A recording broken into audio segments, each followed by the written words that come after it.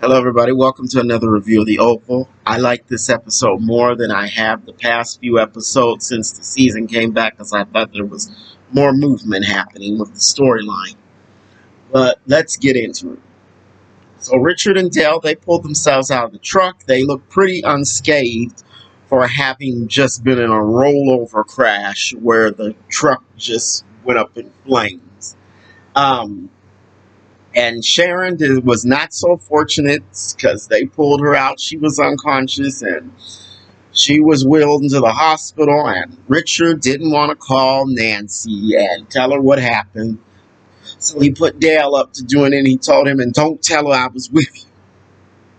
So Dale calls up Nancy and he's like, who is this? And Nancy's like, who is this? And finally he just says, well, I work with Sharon at the not the hospital, at the pharmacy, and we were in a bad car accident. Can you come down to the hospital? And she's like, sure. And she gets down there filling out all the paperwork and stuff. And Dale he just tells her, okay, Richard was with us and all that, and because Dale seemed like he was not here for, like games and try to, oh, I'm going to tell the story this way when it was really that way. He just seemed like, you know what, I'm just going to tell it like it is. And so Nancy's concerned about Richard. Are you sure he's not hurt? Are you sure he's not admitted in here? And Dale's like, no. And Kareem, he shows up and he is so annoying. And he's got to have an attitude. Well, you can go. You can go. You don't need to be here. I'm here.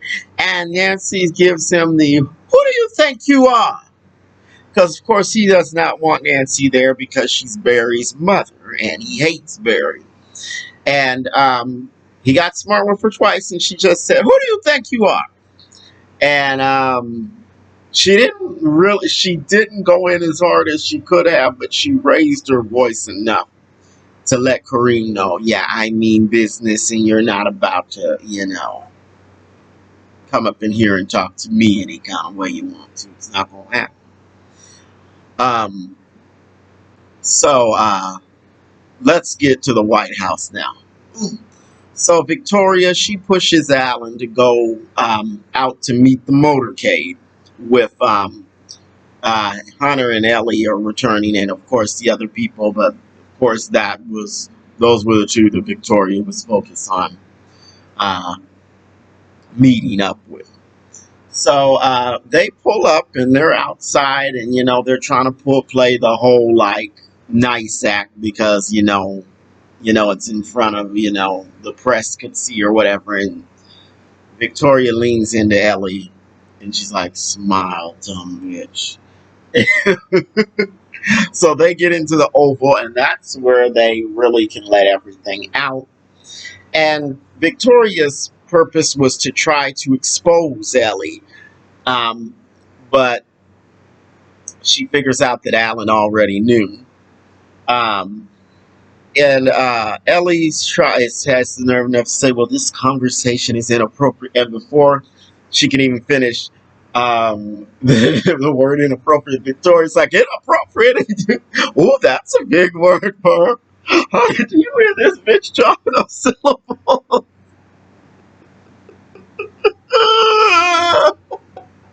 I, I, yeah, that was probably the best line of the episode. Chopping up syllables. Okay.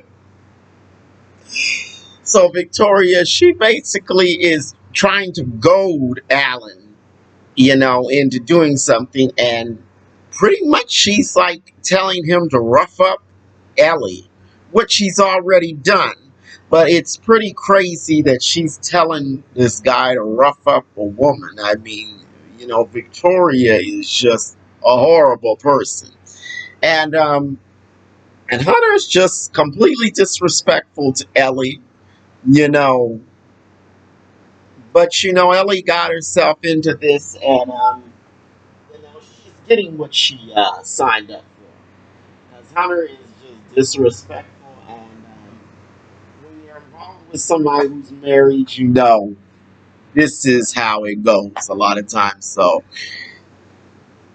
I don't know what I'm not exactly sure what Ellie thinks she's gonna get out of it because it seems like she's getting the just getting insulted at this point. But yeah, so Victoria is interrupted by Secret Service. She was still trying to go to Alan, and the Secret Service interrupts and tells her that her father is on the phone.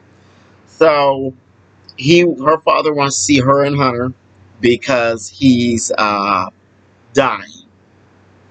It'll be interesting to see what he has to say. And he hangs up on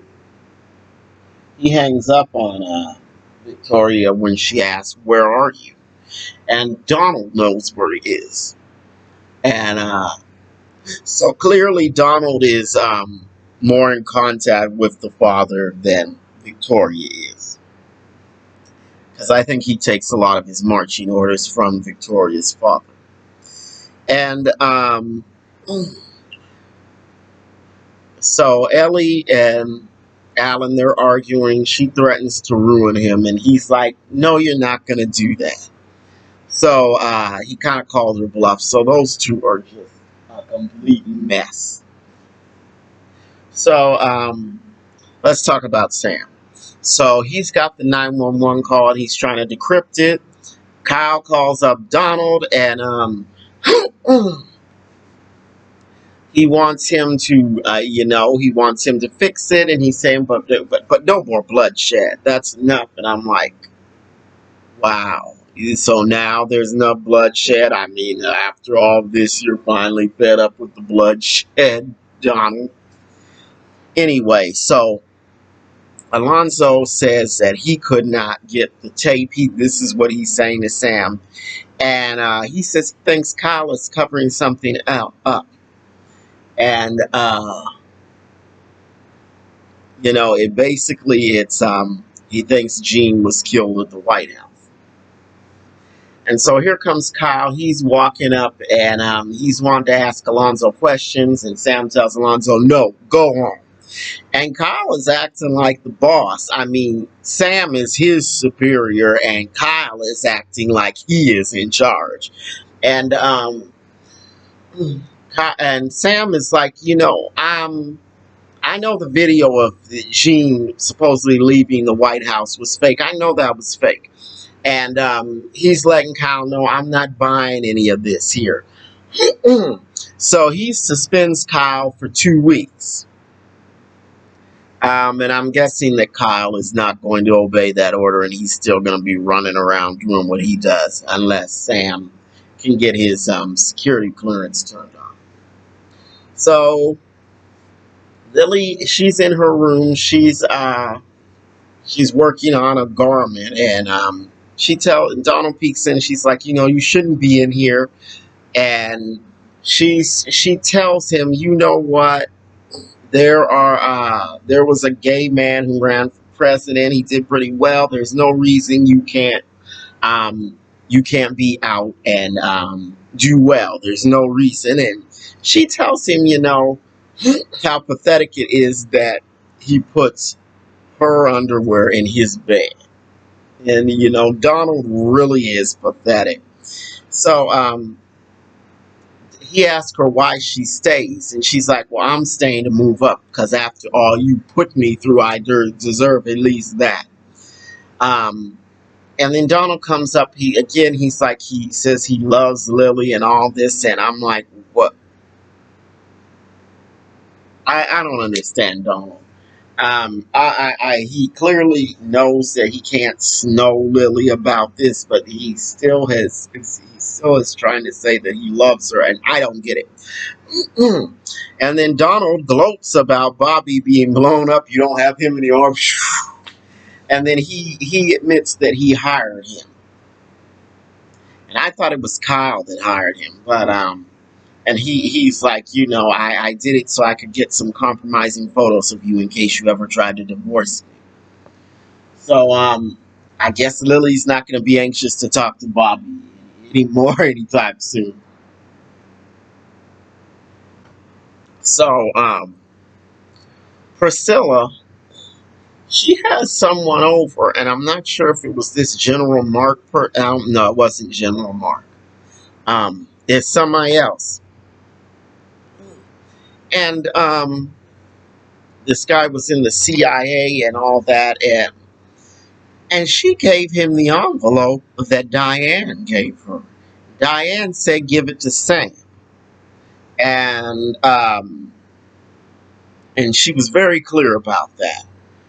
And I'm like, no matter what Priscilla is into with Sam, no matter what their troubles are, she should have given him that envelope because he's gonna do the right thing. I don't know if this guy she gave the envelope to is even trustworthy. And then she tells this guy that she says, "I think Sam is sleeping with the first lady," and then she says, "Oh well, I know, I confirmed it." I don't know if this guy is trustworthy. But apparently, Blakely, who is Max's friend, she knows him, and he called her and gave her the rundown. And she said, "Well, he has some damning evidence. I got some damning evidence out of the White House."